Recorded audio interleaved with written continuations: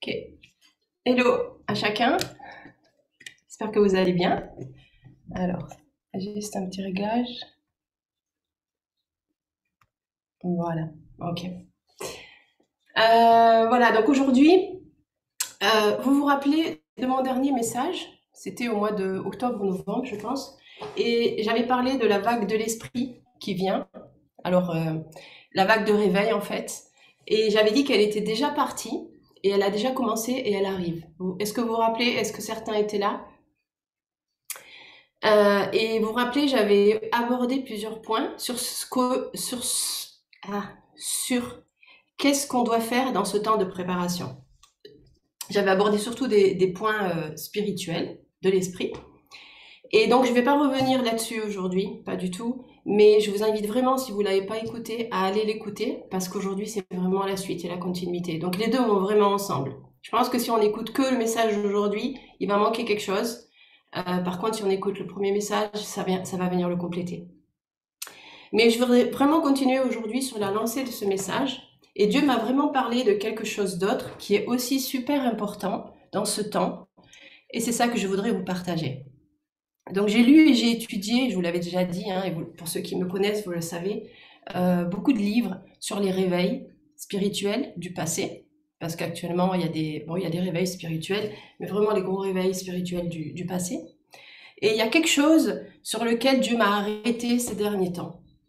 Vous savez, il y a un livre qui s'appelle God's Generals, c'est les généraux de Dieu. Et il y a plusieurs tomes, il y en a un en fait, c'est leur succès, mais aussi leur faiblesse, entre guillemets. Alors ça ne met pas l'accent sur les faiblesses pour les juger, mais juste pour nous enseigner des choses qui marchent et des choses qui n'ont pas marché, pour qu'on puisse ne pas reproduire les mêmes choses. Mais bien sûr, avant tout, c'est sur les bonnes choses, c'est sur les qualités de ces hommes et de ces femmes de Dieu, de l'esprit, de réveil, et toutes les bonnes choses à retenir et à nous laisser influencer par tout ça, sur ce qu'ils sont, sur les généraux qui sont, les généraux de la foi, les généraux de, de, de, de vision, sur la grandeur qu'ils sont, et les miracles, bien sûr, les conversions qui se sont faits. C'est juste extraordinaire. Et par exemple, donc aujourd'hui, je vais prendre un homme de réveil qui s'appelle Evan Roberts. Et le réveil qui s'est passé, c'était au Pays de Galles. Donc c'est pas très très loin de chez nous. Et en moins de 2 ans, en 18 mois, la nation était quasiment toute convertie à Jésus. C'est juste extraordinaire. Je vais donner quelques petits exemples parce que ça nous bluffe complètement. Euh, il est dit que les bars étaient fermés et qu'il y a des gens qui allaient, avant que les bars soient fermés, il y a des gens qui allaient au bar pour boire. Et en fait, quand ils étaient au comptoir, ils prenaient le verre et ils étaient, mais alors, convaincus de péché. Pas à cause du verre qu'ils prenaient, mais parce que le Saint-Esprit, il était tellement déversé, la vague de gloire et de conviction de péché était tellement déversée qu'ils tombaient à terre, ils étaient vraiment convaincus de péché, ils se repentaient. Les bars enfermés, la police n'avait plus de boulot. Les hôpitaux n'avaient plus de boulot. Vous vous rendez compte? La police n'a plus de boulot. Et aussi, il y a un truc qui est vraiment bluffant, je vous assure, je crois que le réveil qui vient, on peut regarder sur les réveils qui sont passés et on voit des choses qui nous bluffent, mais le réveil qui vient n'aura rien de même comparable avec ça. Et il y a un truc qui est dingue, c'est que les chevaux, ils étaient habitués à... En fait, ils n'arrivaient plus à comprendre les consignes, parce que quand les gens étaient touchés et vraiment transformés par Jésus, en fait, ils tenaient plus le même langage. Et avant, les chevaux, ils étaient conduits par des jurons et par des mots, mais vraiment des gros mots. Et en fait, les gens avaient tellement été transformés que même leurs paroles étaient changées. Et en fait, les chevaux ne comprenaient plus les consignes. C'est dingue, hein? Ça peut montrer la puissance de transformation quand la gloire de Dieu vient. Et donc voilà, comme ça, lisez des livres comme ça, c'est juste, ça augmente notre foi, ça met nos yeux vraiment sur quelque chose de bien plus haut. Et donc l'impact a été phénoménal, incroyable, et ça dépasse, comme je disais, ça dépasse vraiment même notre imagination la plus grande. Et c'est ça qui nous inspire, qui doit nous inspirer. Et ce sur quoi Dieu m'a interpellée, je voudrais vraiment prendre donc, rester avec Evan Roberts, mais il y a d'autres revivalistes ou personnes même actuellement. Donc le réveil au Pays de Galles, c'était début 1900, 1904-1905. Mais même actuellement, il y a des hommes et des femmes de Dieu qui sont dans cette situation. Et c'est un point qui est triste, en fait. C'est que le réveil, il a très très bien démarré et il continuait très très bien. Et Evan Roberts avait été l'homme que le Saint-Esprit avait utilisé vraiment au démarrage de ce réveil. Et il a été un homme de l'esprit, un homme de prière incroyable, un homme de prière, un homme de vision, de feu, qui voulait vraiment un déversement de l'esprit. Son message aussi était puissant, même s'il était simple, c'était Christ et la croix. Il a dit que son message n'était pas compliqué, c'était Christ, la croix. Mais ce qui s'est passé, c'est que petit à petit, Evan Roberts, il a négligé et il a oublié quelque chose qui est vraiment très important, et je pense que c'est très important aussi aujourd'hui, dans la saison où on est, c'est qu'il a oublié que Dieu lui avait donné un esprit, certes très très fort, ça il savait, et il fonctionnait bien là-dedans, mais il a oublié que Dieu lui avait aussi donné une âme et un corps. Et en fait, ce qui s'est passé, c'est qu'il a commencé à être tellement absorbé par les choses, par cette vague qui est arrivée, qui était massive, et à être tellement pris dans tout ce qui était de l'esprit, du déversement de l'esprit, qu'il a oublié de prendre soin de son corps et de son âme. Et on peut lire que pendant plusieurs mois, il prêchait, il priait pour les gens, il priait, il était dans la présence de Dieu plus de 20 heures par jour. Et en fait, pendant plusieurs semaines et plusieurs mois, il dormait 2 heures par nuit. Et en fait, ce qui se passe, donc il a commencé à être fatigué, il a commencé à être en burn-out, il a commencé à plus pouvoir discerner correctement la voix de Dieu. Il y avait une telle fatigue de son âme et de son corps. Il a commencé vraiment, en fait, il a fini en dépression nerveuse, il a dû s'arrêter, il a repris, c'est revenu pareil. Et puis, on peut voir que au bout d'un certain temps, il pouvait plus fonctionner. Son corps et son âme ont complètement stoppé.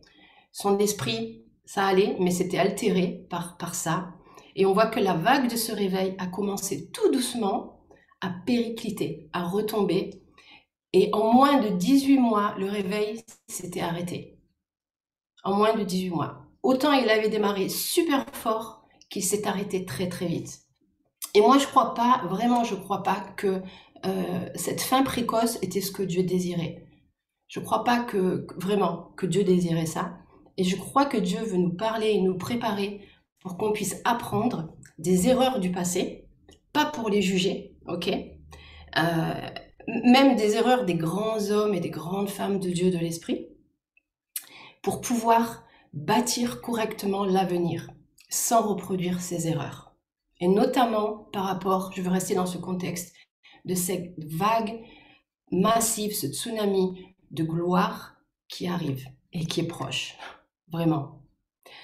Et je crois que les erreurs doivent être comme des pédagogues pour nous et nous enseigner pour ne pas qu'on reproduise et pour ne pas qu'on soit comme des insensés. La Bible, elle nous dit de ne pas être comme des insensés. Et je crois que Dieu aujourd'hui veut nous parler et nous mettre en garde, nous préparer maintenant, parce que cette vague va arriver et qu'il va y avoir beaucoup à faire. Bien sûr, on sera tous. Les réveils précédents reposaient beaucoup sur un homme ou une femme, et je crois que les réveils aujourd'hui, ça sera pas la même chose, c'est le corps entier. Mais même avec le corps entier, on sera beaucoup plus occupé quand les foules, les masses, les gens vont être convaincus de péché, qui vont venir et qui vont nous dire mais qu'est-ce que je dois faire pour être sauvé? Et ça va arriver, les amis. Où j'ai rencontré Jésus, où on va trouver les gens dans les paliers devant chez nous en pleurs, convaincus de péché. On va avoir des choses à faire. Et on veut bien se préparer. Et quand la vague va arriver, ce sera trop tard pour nous préparer. Et on se prépare toujours avant. Bon, ça, on le sait, hein. La préparation, c'est toujours avant la journée. On se prépare pour la journée. Par exemple, le matin, on se lève, on va se préparer. Ok, qu'est-ce qu'on fait? On se lève, on se douche, on se coiffe, on brosse nos dents, on se maquille pour les dames, on se fait beau pour la journée, on s'habille, on mange, on prend des forces, on médite, et puis après, ensuite, on va attaquer la journée qui est devant nous. Ok? Vous êtes d'accord avec ça? Et là, actuellement, je crois qu'on est au début de cette nouvelle journée, de cette journée de réveil, dans ce temps Kairos. On est au début de cette journée, et on peut l'appeler comme ça. On est au temps P. je pense qu'on est au temps P de préparation.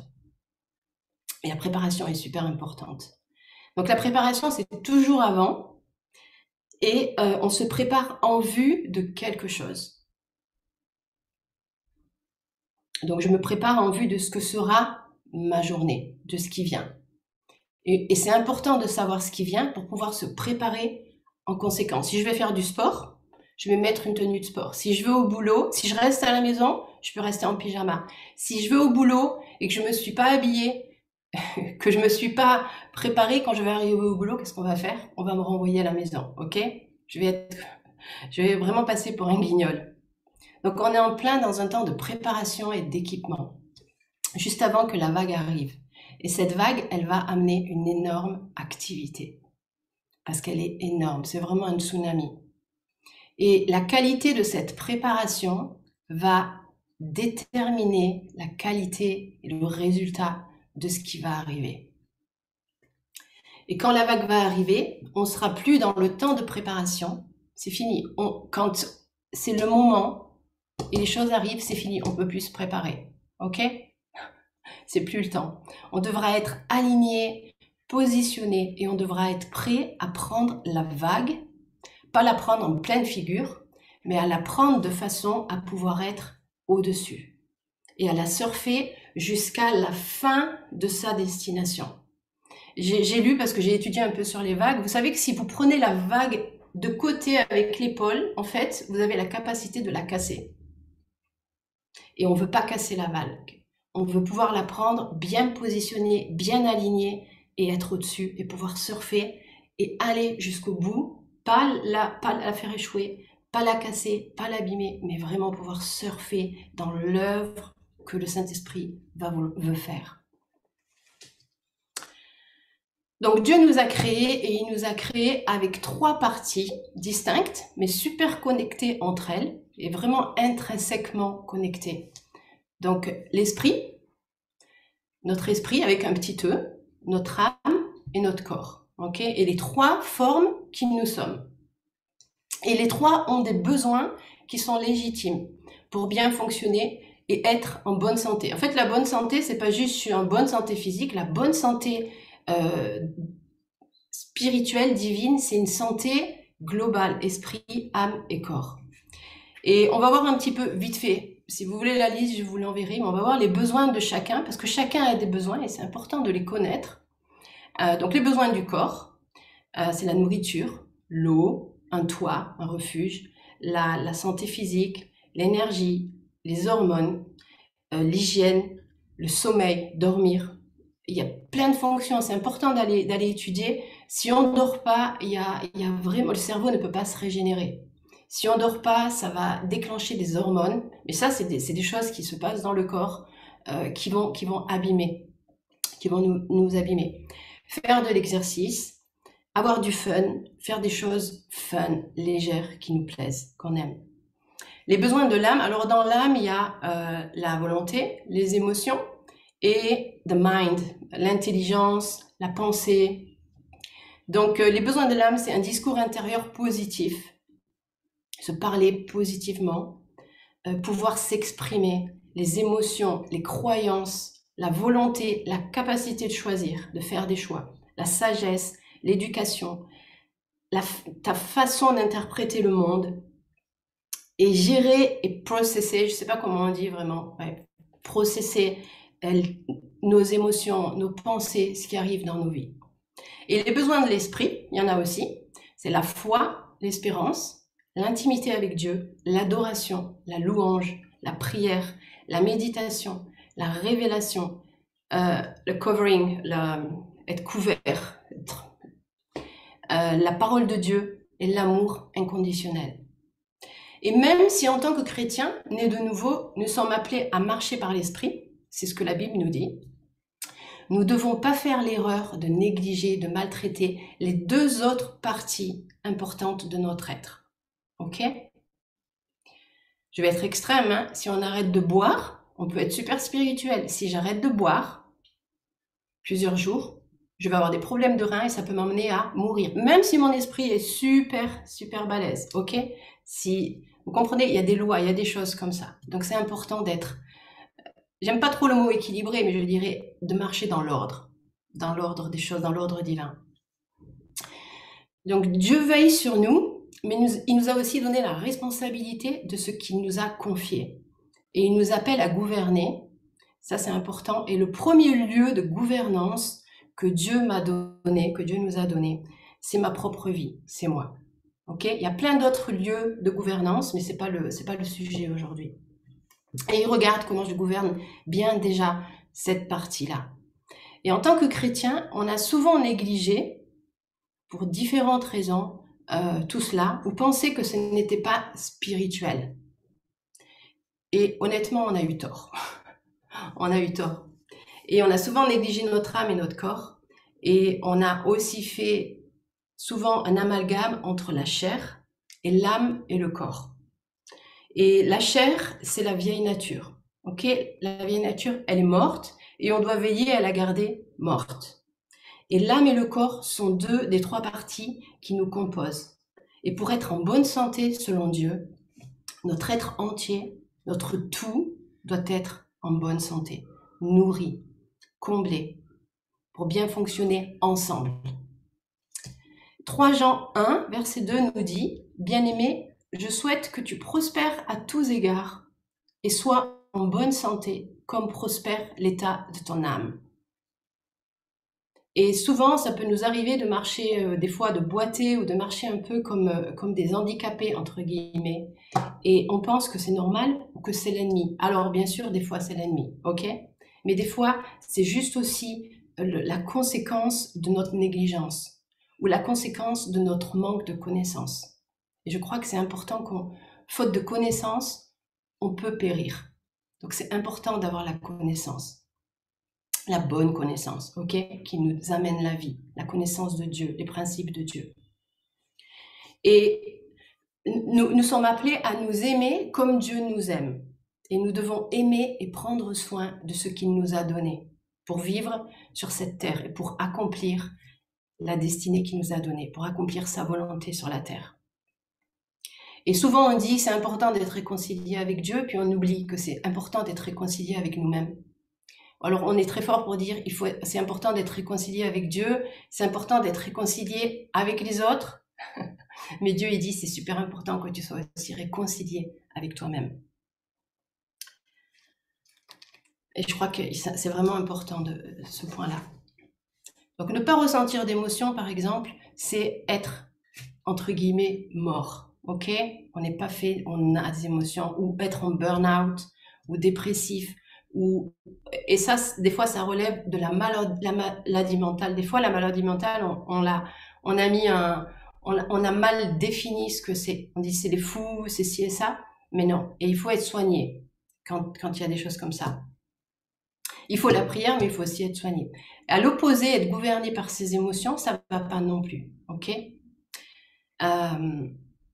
Et afin de pouvoir continuellement marcher dans l'esprit, ce qu'on est appelé à être, dirigé, conduit par l'esprit, nous devons obéir aux lois universelles instituées par Dieu. Pas les lois universelles instituées par les hommes, par la culture, mais vraiment instituées par Dieu. Et une de ces lois est de prendre soin de notre corps physique et de notre âme.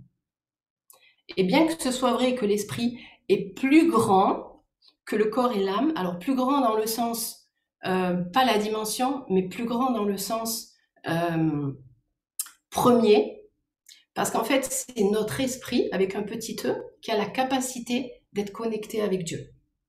Donc c'est important que notre esprit soit au-dessus, parce que c'est lui qui est connecté avec Dieu, et c'est important que nos âmes et nos corps restent sous notre esprit pour qu'ils puissent recevoir du Saint-Esprit par notre esprit tout ce dont ils ont besoin. Ok? Que ça coule, que la vie de Dieu coule dans tout notre être. Donc, bien que vraiment l'esprit est plus grand que le corps et l'âme, si nous ne prenons pas soin de notre corps et de notre âme en étant sur Terre, le corps va tomber en panne. Vous savez les voitures qui tombent en panne? On oublie de faire la révision et c'est pas cool de tomber en panne, ok? Mais nos corps peuvent aussi tomber en panne, nos âmes peuvent tomber en panne à certains moments. Et si le corps, ou bien même mourir, et si le corps meurt, alors qu'est-ce qui se passe avec l'esprit? Même si on a un super esprit, il part au ciel. ok? Donc Dieu a établi une loi universelle qui dit que nos corps ont besoin de repos et de nourriture appropriée. Nos âmes ont besoin de paix, de relations, d'amitié, d'amour, de repos. Et notre esprit, on a vu. Ok, on est souvent fort pour savoir ce dont notre esprit a besoin. Mais là, je voudrais pas négliger, comme je vous dis, c'est lui le plus grand, mais je voudrais vraiment amener aujourd'hui aussi l'importance de l'âme et du corps. Donc Dieu lui-même s'est reposé au 7e jour, après tout son travail de la création, en établissant le principe pour nous. Genèse 2, 2, 3, on peut lire, Dieu acheva au 7e jour son œuvre qu'il avait faite, et il se reposa au 7e jour de toute son œuvre qu'il avait faite. Et pour ceux qui ont l'habitude ou qui savent ce que c'est de fonctionner, on a tous fonctionné dans l'onction. Quand on fonctionne dans l'onction, ça affecte chaque partie de moi, de notre être. Okay? Notre corps, il est vraiment énergisé et notre âme, notre intelligence, nos pensées, elles sont soumises, elles sont connectées, elles sont soumises à la volonté de Dieu. Pourquoi? Parce que l'onction, elle emmène la vie. Et pourtant, les besoins physiques de mon corps continuent, onction ou pas. Mon sang a toujours besoin d'oxygène. Mon sang a toujours besoin de nutriments. Et mon âme a toujours besoin de repos, de se recharger. D'accord? Nous ne sommes pas encore dans nos corps glorifiés. Un jour, on le sera, mais nous ne sommes pas encore dans nos corps glorifiés. Alors, les chrétiens matures que nous sommes, les futurs revivalistes, parce qu'on va surfer, la vague, elle arrive et on va être dedans. Elle arrive. On doit apprendre à prendre soin de nos corps physiques. Tu peux vivre de ton esprit et dans ton esprit, et on est appelé à ça, je le dis, opérer dans l'onction et en même temps prendre le repos dont tu as besoin. Et si on le fait pas, vraiment, il y a des conséquences, il y a un désastre. On le voit avec ces réveils, on peut voir d'autres réveils. Hein. Il y a différentes causes, mais une des causes, c'est celle-ci, qui a fait que les choses les choses ont été avortées ou les choses ont été écourtées. Voilà, et c'est de ça dont je voudrais vraiment parler, nous concernant à nous, pas nous juste famille Josué, mais nous, le corps de Christ, par rapport à la grosse vague de gloire qui va être déversée. Agé 2, verset 9 nous dit que la gloire de la deuxième maison sera plus grande que celle de la première maison. Et la gloire qui vient, le réveil qui vient, et vraiment il est proche, va dépasser tout ce que nous pouvons imaginer. Déjà, quand j'ai lu que les chevaux ne comprenaient plus, ne pouvaient plus obéir parce que les gens ne parlaient plus de la même façon, j'étais là, ok, j'aurais jamais pensé à ça. Mais je crois que vraiment le réveil qui vient va dépasser tout ce que nous pouvons imaginer aujourd'hui. Vous vous rendez compte, le pays de Galles était quasiment tout à Jésus. C'est énorme. Les gens dans la rue marchaient et ils étaient convaincus de péché. Le Saint-Esprit était à l'œuvre, l'esprit de repentance était là, de conviction de péché. Et il est dit que la vague de la dernière maison sera plus grande, la gloire, que la gloire de la première maison. Donc ça va être un nouveau paradigme, les amis. Hier, je pensais vraiment, ça va être un nouveau paradigme. Ça va être, on n'a aucune référence pour cela. Et aujourd'hui, on est comme paumé, il n'y a plus aucune repère vraiment, et il n'y a rien de semblable qui a encore été vu sur la terre, même dans les réveils précédents. À quoi on peut comparer? D'ailleurs, on ne peut pas comparer. On ne peut pas comparer. On se prépare, on peut juste se préparer, ok?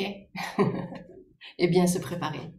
Donc, comme je disais tout à l'heure, on va être occupés, tous, pas juste un, pas un superstar, super intel, et chacun à notre place.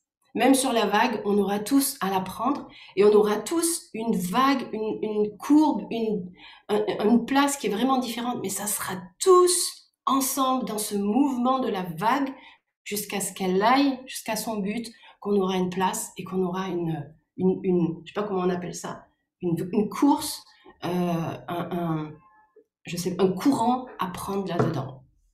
Et on sera tous là-dedans à faire, et on aura beaucoup plus à faire que ce qu'on fait maintenant. En tout cas, ça sera différent.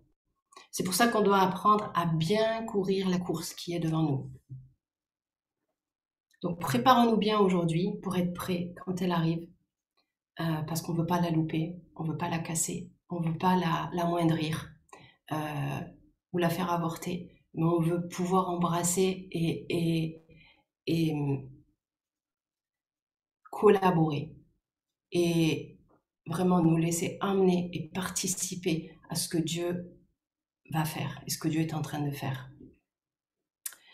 Que font les athlètes de haut niveau? Est-ce que vous avez déjà vu? Il y a quelque temps, j'ai vu une émission, c'était super intéressant, c'était sur les nageurs de haut niveau. C'est impressionnant.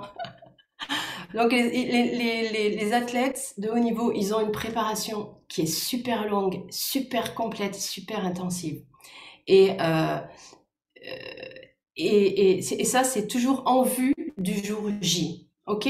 C'est vachement ingrat en fait. Ils vont se lever et ça, il y a un athlète professionnel qui disait en fait, la 98-99% de la victoire, elle est dans la préparation. C'est énorme, hein? J'étais là, waouh! Je pensais pas que 98-99% étaient dans la préparation. Et en fait, le jour J, ils doivent être à leur plein potentiel. Sinon, ils vont échouer, ok? Ou ils vont être deuxième. Mais quand on court pour gagner, pour la première place. Et c'est pareil pour nous. Donc, qu'est-ce qu'ils font? Donc, ils ont des grandes phases de travail, d'entraînement. Les nageurs, par exemple, je voyais, ils se lèvent très très tôt. Ils sont levés à 4 heures du matin. À 5 heures du matin, ils sont dans les bassins, été comme hiver. Alors bon, l'eau est chauffée. Mais ils sont pas là à flotter comme nous on fait quand on va, comme je fais quand je vais à la piscine. Non, pendant 2-3 heures, mais ils bossent, ils nagent, c'est juste impressionnant. Et puis après, ils ont des phases de repos, de récupération. Ils vont dans des bains avec des glaçons pour les muscles. Ensuite, ils ont des étirements, ils ont de la récupération. Ensuite, ils vont boire quelque chose ou manger des protéines pour reprendre des forces pour le corps. Puis, ils vont avoir des phases de muscu. Il n'y a pas que de la nage. Ils vont avoir des phases de muscu. Puis ensuite, ils vont manger. Et ils mangent pas n'importe quoi. Ils vont bien manger. Ils vont manger des protéines, ils vont manger des aliments qui ont des nutriments, ils vont manger des fruits, ils vont manger des bons nutriments, de la viande, des légumes. Et en fait, ils vont remettre du bon carburant en eux. Et puis, ils vont faire une sieste. Ça, c'est le truc du sportif, il va faire une sieste. Ok? Pourquoi? Parce qu'il va se régénérer, il va récupérer, il va se recharger. Il va refaire ses réserves. Et puis, qu'est-ce qu'ils font l'après-midi? On se dirait, bon, mais c'est terminé. Non, l'après-midi, ils repartent et ils refont 2-3 heures de nage dans le bassin. Puis, il y a les étirements. Puis ensuite, ils ont de la kiné ou de l'ostéo pour remettre en alignement les choses. Puis, ils vont manger. Puis, ils vont se détendre. Ils vont avoir du temps cool. Et puis, ils vont dormir 8-9 heures. Et comme ça, été comme hiver, et ils vont recommencer ça chaque jour jusqu'au jour J de la compète. Et des fois, la compète, c'est 4 ans après. Les Coupes du Monde, les Coupes d'Europe, souvent les échéances sont loin. C'est des choses qu'ils ne voient pas, en fait, mais ils ont les yeux dessus. OK? C'est ça le but. Et donc, ils vont commencer comme ça. Et après le jour J, il y a un programme. Ils vont avoir un temps de récupération. C'est pas pareil. Ils vont pas pousser autant. Ils vont courir un petit peu. Ils vont détendre leurs muscles. Ils vont aller voir un kiné, un ostéo. Ils vont penser tout ce qui a besoin d'être pensé. Et puis, l'entraînement va recommencer pour la prochaine compétition. Le prochain. Et ça va être intense. Mais ce qu'on voit là-dedans, quand on regarde, c'est que tous leurs besoins sont pris en compte. Tous leurs besoins sont comblés. Ils ont aussi des coachs, okay, des entraîneurs, et leur mental aussi. Ils ont des coachs souvent qui travaillent avec le mental. Ils savent qui ils sont. Ils savent qui ils sont. Et nous aussi, c'est important pour nous de savoir qui on est. Ok, c'est important d'être dans la parole. C'est important de savoir qui Dieu dit qu'on est. De croire en nous-mêmes comme Dieu croit en nous. Vous savez que Dieu croit en toi. Dieu croit en toi. Dieu croit en moi. Et c'est important qu'on croit, qu'on ait la confiance que Dieu a en nous, on la prenne et qu'on se fasse confiance. Parce qu'il croit en nous. Et eux, ils ont un mental, ils croient en eux. parce qu'on leur dit, mais nous, on a notre Dieu qui croit en nous. Et c'est important qu'on ait aussi ce mental, qu'on ait tout ça. Et ils ont la force, ils ont la motivation de faire tout ça, jour après jour, jusqu'au jour J, car ils ont une vision claire devant leurs yeux. Ils ont un but, ils ont un objectif, c'est le jour J. Et c'est surtout pas juste le jour J, parce que je crois pas qu'ils ont une mentalité du jour J, ils ont une mentalité de la victoire. Et j'aimerais qu'on lise ensemble maintenant 2 passages en rapport à ça. Philippiens 3,14 qui dit « Mais je fais une chose, c'est qu'en oubliant les choses qui sont derrière et m'avançant vers celles qui sont devant moi, je cours vers le but. » Il y a une version qui dit « tendant avec effort pour remporter le prix de la vocation céleste de Dieu en Jésus-Christ. » Et 1 Corinthiens 9, 24 qui nous dit « Ne savez-vous pas que ceux qui courent dans le stade courent tous, mais qu'un seul remporte le prix. Courez de manière à le remporter. » Et il y a une version qui dit « Courez comme lui de manière à gagner. » Et vraiment, courons de manière à gagner. À ce que ce soit le royaume de Dieu, que ce soit la volonté de Dieu, que ce soit ce que Dieu a prévu qui gagne. Courons, préparons-nous bien.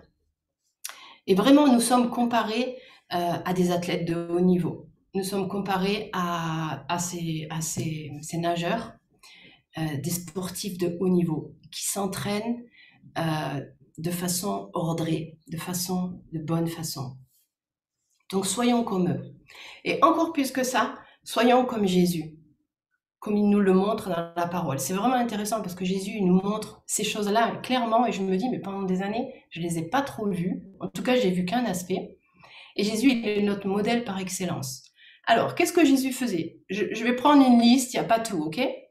Donc, on peut voir que Jésus, il dormait. C'est quoi dormir? C'est prendre soin de quoi? Du corps. Donc, Jésus prenait soin de son corps, ok? Il dormait. On voit que Jésus, il mangeait. Il prenait soin de son corps. Jésus se reposait. Des fois, il est dit qu'il se retirait de la foule et des besoins de la foule. Là, on voit qu'il prenait soin de quoi? De son corps et aussi de son âme. Il prenait du temps avec ses amis. Ça veut dire que Jésus avait des amis. Jésus avait des amis. Il avait le temps pour les amis. Ça veut dire que c'est important, ok? Il y avait, alors, juste quelques-uns, hein. Marthe, Marie, Lazare, les 12 disciples, les apôtres, sa mère, il y en avait vraiment beaucoup. Donc là, c'est aussi un besoin de son âme. Il prenait du temps avec son père. Mais là, on voit, il y a une dimension, bien sûr, de l'esprit, mais il y a aussi de l'âme. C'était la communion, la relation avec son père. Il priait. Qu'est-ce que c'est? L'esprit. Il connaissait les Écritures, l'esprit. Il nourrissait les foules. Avec quoi il a nourri les foules? Avec du pain et avec des poissons. Donc, il prenait soin des besoins physiques des foules, aussi spirituels, ok? Mais aussi physiques. Il guérissait les malades. Il chassait les démons. Il ressuscitait les morts. Il enseignait. Ça, c'est les besoins de l'esprit.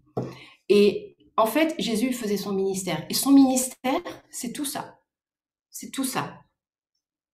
C'est tout ça. Il n'y a pas juste, c'est l'esprit. Il n'y a pas juste, c'est que l'âme. Il n'y a pas juste, on n'est pas dans la dualité. Il n'y a pas juste, c'est que le corps. C'est le tout. Et Jésus, mais c'est dingue, quand on regarde comment il vivait, on a le modèle. On a un modèle de Jésus. Et on veut vraiment marcher. On veut que Jésus soit notre modèle par excellence. Donc Jésus, il a su gérer et bien manager. Il n'a pas dilapidé. Il n'a pas abîmé, usé, avorté ce que le Père lui avait donné pour accomplir sa destinée, pour accomplir la volonté du Père. Il vivait, Jésus, dans le parfait ordre divin. Ses priorités, elles étaient bien en ordre. Et je pense que c'est vraiment une clé dans cette saison, que nos priorités soient pas équilibrées, mais que nos priorités soient ordrées divinement. Et bien sûr, donc, il vivait dans le parfait ordre divin, l'esprit. Donc, il était connecté toujours avec son Père. Il ne faisait que ce que le Père lui disait ou lui montrait de faire. On le voit dans Jean 5, 19. Je le Fils, hein, donc c'est Jésus, je ne fais que ce que je vois le Père faire. Et ce qu'il fait, je le fais. Et ensuite, il y a l'âme et il y a le corps.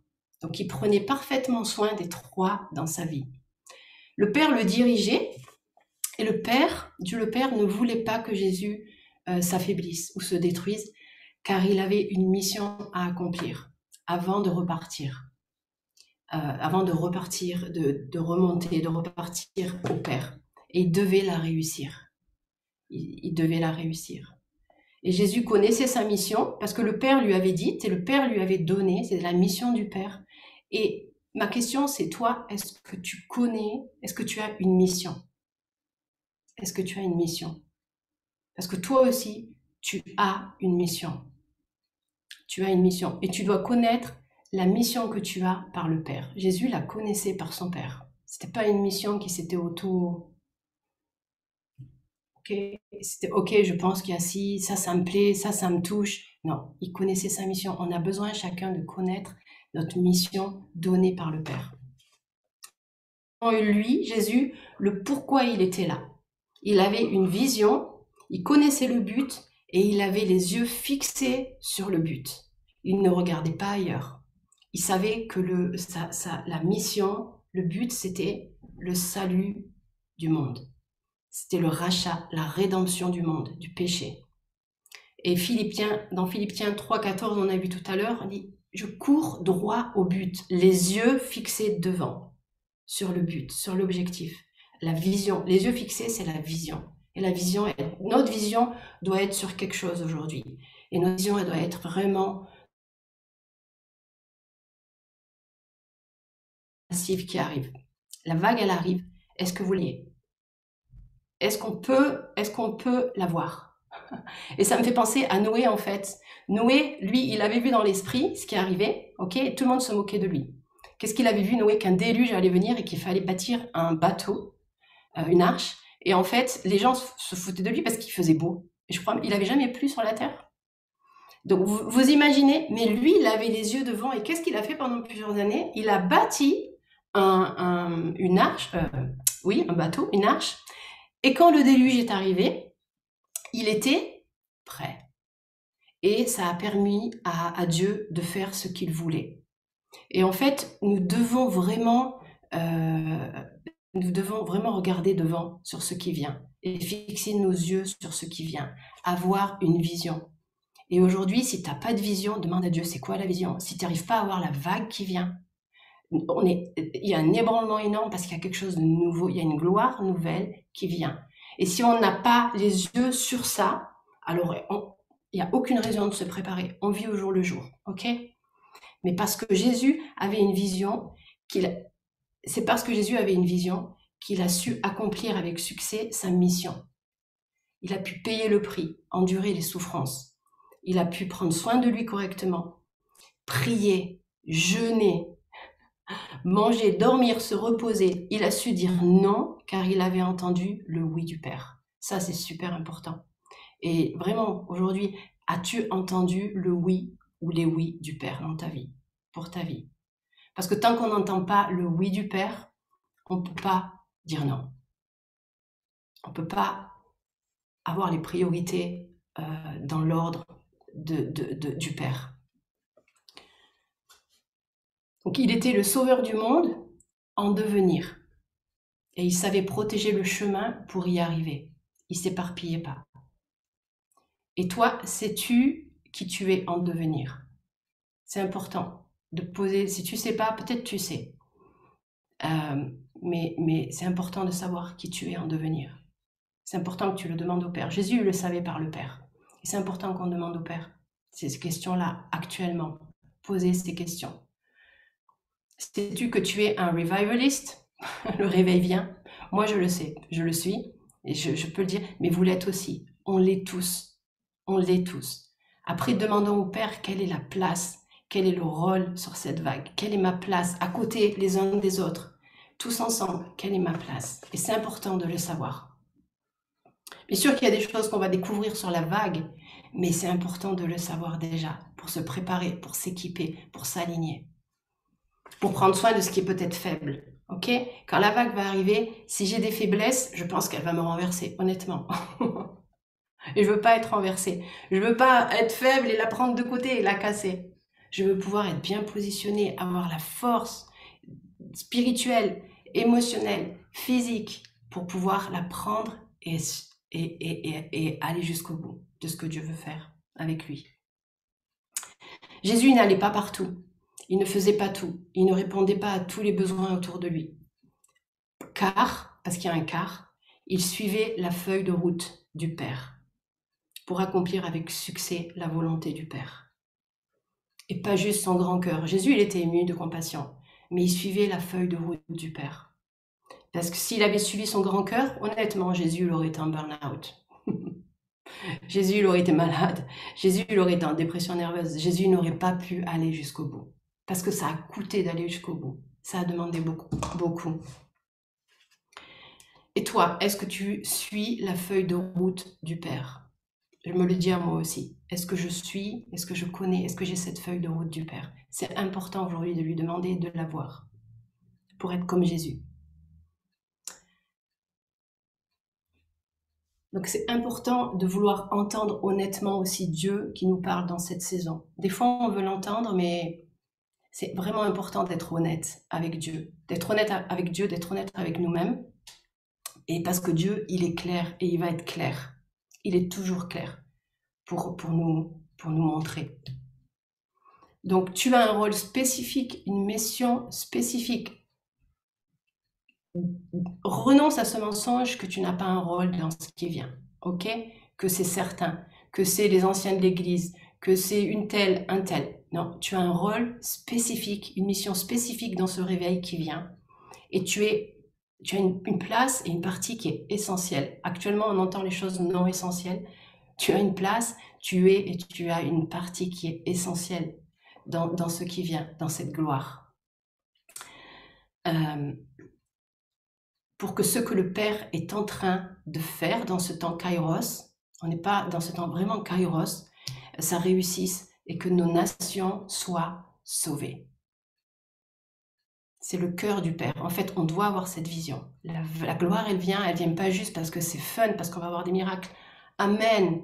On va avoir des grandes choses. Amen. Mais le but, c'est que les nations, elles soient sauvées. Ok? C'est le but. Donc, on veut monter sur cette vague quand elle arrive, tous ensemble. Ok? Vraiment, on veut se préparer tous ensemble. La force, elle est là.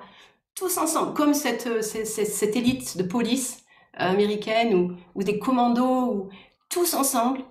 Et on veut surfer chacun à notre place. Et on va se voir, on va s'encourager, on va passer à côté, on va se taper sur l'épaule, on va être là, on va être les supporters les uns des autres. C'est super important. Et on va chacun sur la place, et la course qui est la nôtre, et on veut le faire en étant fort, esprit, âme et corps, pour que cette gloire produise 100% de ce qu'elle doit produire et aussi longtemps qu'elle doit durer. Pour la gloire et la destinée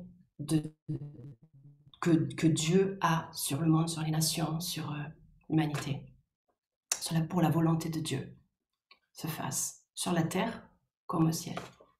Amen.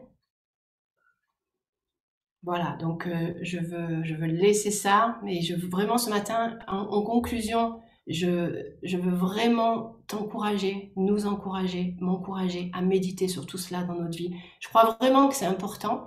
C'est pas quelque chose qui est...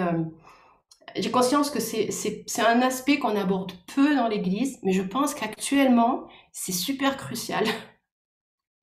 C'est super crucial. Et on a vraiment mis une dualité entre l'esprit, et bien sûr que l'esprit, comme j'ai dit tout à l'heure, on est dirigé par l'esprit, mais si on oublie le reste, les amis, on est incomplet et on va pas pouvoir accomplir ce que Dieu veut faire.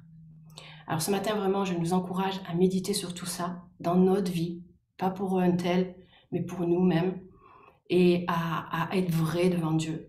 À te repentir si tu n'as pas ou ne prends pas soin de tout ton être correctement, comme Dieu le veut. À demander au Saint-Esprit s'il y a des choses que tu dois améliorer, changer pour ta santé physique, mentale, émotionnelle, spirituel, à lui demander est-ce qu'il y a des choses à couper de ma vie qui sont trop et que Dieu ne me demande pas de faire, ou est-ce qu'il y a des choses que je dois rajouter, plus légères, l'amitié, du fun, du repos, de bien manger, et vraiment qu'on soit honnête. Je pense que c'est vraiment important d'être honnête avec Dieu, de venir avec ces questions, de prendre du temps, de méditer et de le laisser nous parler. Parce qu'on veut être aligné, on veut être dans l'ordre divin, on veut être dans la volonté de Dieu. Donc Saint-Esprit, vraiment, tu es celui qui peut faire ça dans nos vies. Je prie que tu prennes ce matin, que tu prennes ce que tu veux prendre, ce qui est vraiment de toi, et que tu ailles maintenant dans chacun de nous, là où tu dois aller, et que tu déposes le bon dépôt qui vient de toi, et que ça produise du fruit, ça produise des changements, ça produise de la santé dans nos vies, que ça produise de la vie. Tu as dit que tu étais venu pour qu'on ait la vie en abondance, et que on soit prêt comme ces athlètes, qu'on soit à 100% pour toi, esprit, âme et corps, et qu'on puisse prendre cette vague quand elle va venir, quelle que soit, on sait qu'elle est grande comme un tsunami, elle est violente, et elle va amener une gloire qui est inimaginable, et c'est pour le monde, et on veut vraiment être prêt, bien positionné, et se laisser emmener et surfer avec toi. Et je te remercie vraiment que ton onction agisse maintenant, mais que ton onction continue de travailler dans nos cœurs, dans nos pensées, dans nos esprits, dans tout notre être, et que tu nous changes de gloire en gloire pour ta gloire. Amen.